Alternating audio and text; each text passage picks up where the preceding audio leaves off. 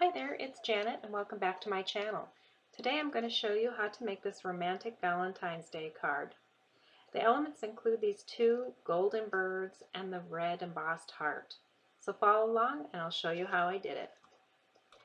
So let's talk about the stamp set we're going to use. This is a close to my heart stamp.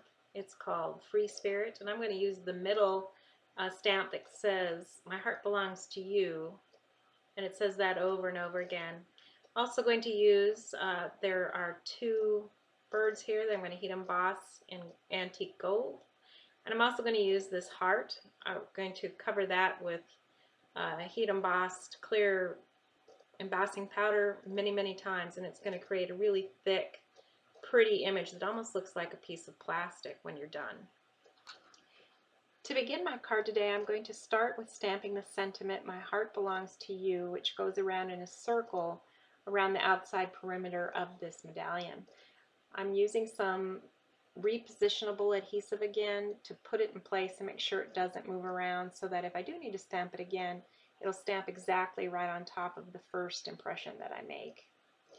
Now I'm going to use Memento ink again, one of my favorites, and this is again Rhubarb Stalk. I've used it with a few of my projects for Valentine's Day, but it's a great color for this because it's a dark red and it's very pretty. Once that's impressed, then I can begin to move on to the heat embossing, and there's some neat techniques I'll show you next. So I'm getting ready to heat emboss these birds by covering them with Versamark embossing ink, and this is that sticky clear ink that'll hold the embossing powder on, and I do that twice so we can move on. Okay, we're going to heat emboss these birds now, and we're going to use powder from Ranger called Roman Gold. And you'll see I put that on a couple times just to make sure that there's good coverage. And then I also use a paintbrush to flick away some grains that were not where I wanted them to be. I don't want those grains to melt outside of the border of my image. So I took those away using the paintbrush. Next I'll go ahead then and heat emboss them. And you'll see they turned out pretty nicely. Once that's done, I can then go and cut them out. And what we call this is fussy cutting. It just means that we're hand cutting them out, and we're trying to get as close to the border as possible so that the image looks nice and neat. And these were real quick and easy to do because of the nice rounded edges of this image. Makes it really easy. So there you see the two of them, and they turned out very nicely. What I'm going to do next now is stamp the heart. And I'm putting that in place with that repositionable adhesive again, and I'm going to use the Memento Rhubarb Stock ink, which again is what I used on the medallion, and that will match and bring it all together. Now on these wide or large surface area stamps, you often have to stamp twice, and that's exactly what I did here, just to make sure that my image was even in color and nice and deep in color. Once that was done, then I can move on to preparing it for heat embossing. And so first I'll clean up the stamp, and then I'll use the Versamark ink again on there.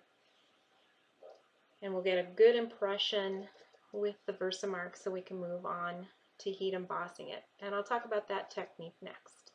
Moving on to heat embossing this heart, I'll pour over the clear embossing powder, and then I'll heat emboss it like you would normally do. The thing that's going to be a bit different in this case is that I'm going to heat emboss it, and while it's still melted, I'm going to pour another layer of powder over the top and melt that again, and then pour another layer, and so on. And what this does is builds up layer upon layer of the powder, and it makes it thick and super glossy. And so the end result is almost looking like a piece of plastic. Here I've slowed the video down a bit so you can see that better, and you can pick up the fact that it's thick and it's really gotten the look that I was going for.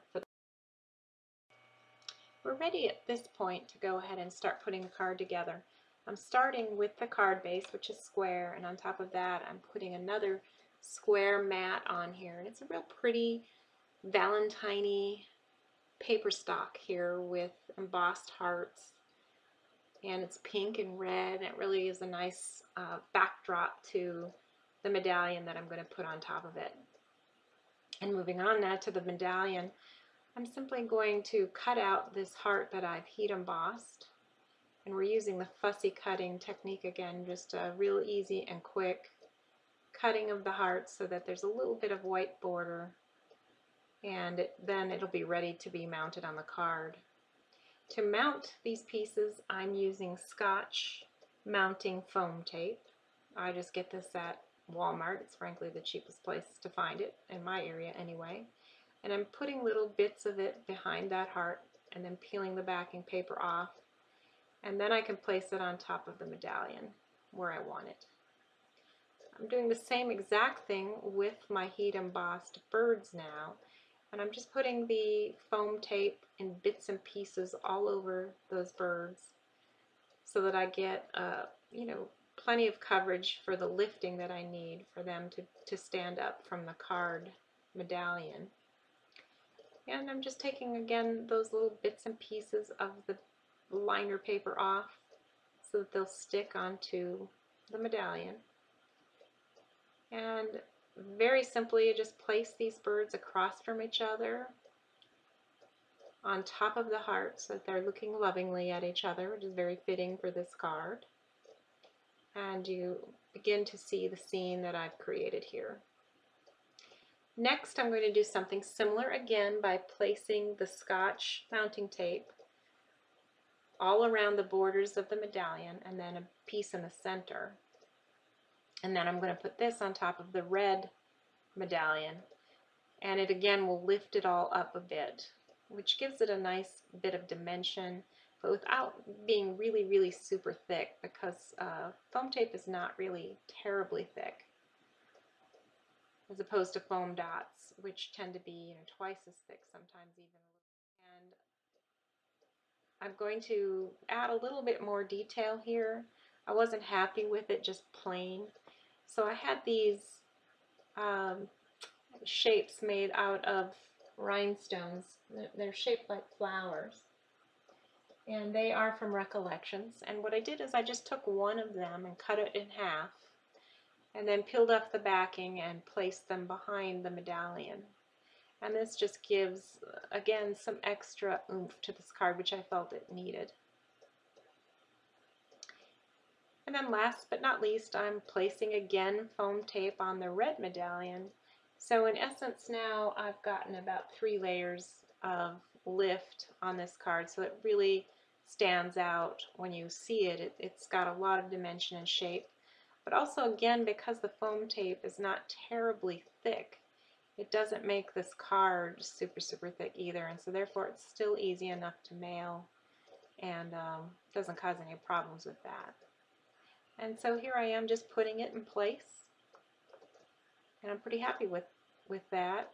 I did notice here when I was finishing off the card that a little bit of that tail, I don't know if I knocked it off or if it just never adhered very well, but I needed a little bit more of the heat embossing powder in there. So I took my Ranger heat embossing pen, that's what you see there in the white pen in the background, and I was able to just right over the top of that and then heat emboss it again to fill in that little blank. So that worked out well. And now I'm finally attaching it to the card, and I really like that. There's only one last thing to finish, and that is adding these little red elements here to each of the little doily loops. And these are the very small sequins. I don't know what size these are, maybe 3 millimeter, sorry. But this really was the finishing touch to this card, and I was very happy with it. What I'm using is some glossy accents for the glue, which will dry clear if it comes through any of the holes in the sequins. And it's a really strong glue, so it works great for this kind of application where you've got sequins which are metallic. They don't always stick so great, so the glossy accents is the right glue to use in this situation. And the last 2 little sequins I'm putting in are behind the tails of the birds. Would have been easier to do that before I put the birds on, but I didn't think of that. And so that's it. Here I am. Well, thanks for joining me today, and I hope you enjoyed this card because I really enjoyed putting it together for you. See you next time, and until then, keep crafting.